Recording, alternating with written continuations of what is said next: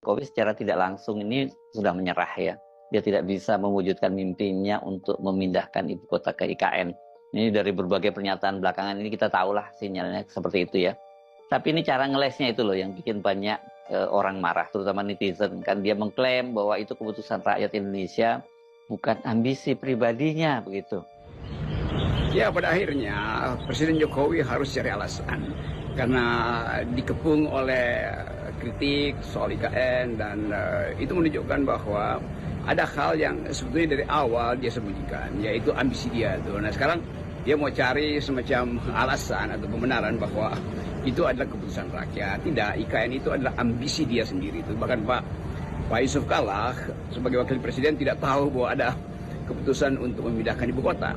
Jadi Jokowi di ujung masa jabatannya bahkan masih mau berbohong tuh. Tetapi dia akan dikejar oleh fakta-fakta bahwa memang IKN akan mangkrak.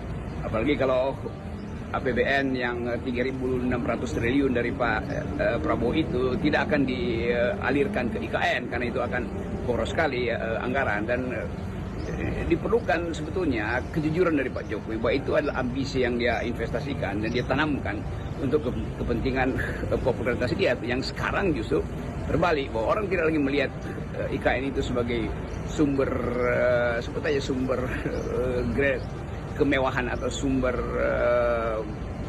pameran prestasi Jokowi, tapi dianggap sebagai monumen kegagalan dia tuh.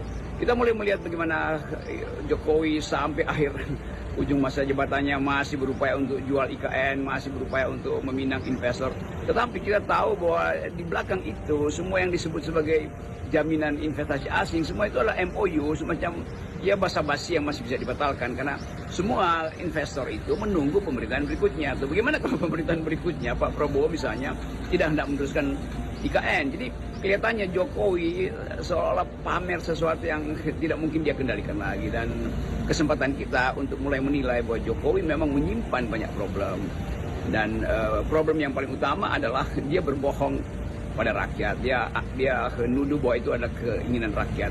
Padahal survei yang dibuat oleh Kompas beberapa waktu yang lalu itu menunjukkan bahwa 80% penduduk Indonesia itu tidak menghendaki IKN. Jadi sebetulnya modus operandi Jokowi itu mudah terbaca, yaitu berupaya untuk menyembunyikan sesuatu yang pada akhirnya gagal dan kegagalan itu harusnya dia yang bertanggung jawab. Nah, kesempatan kita untuk menilai Jokowi justru ada di era ketika dia akhirnya mau mulai minta maaf dan mulai mengalihkan persoalan seolah-olah hal-hal yang dia rancang dengan keliru itu adalah kesepakatan dia dengan rakyat. Itu yang saya maksud dari beberapa waktu yang lalu bahwa Jokowi melanggar prinsip pacta sunt servanda. Itu perjanjian harusnya dia lakukan tuh. Tetapi dia tidak melakukan perjanjian dengan rakyat. Dia bikin perjanjian dengan masa depan dinastinya tuh.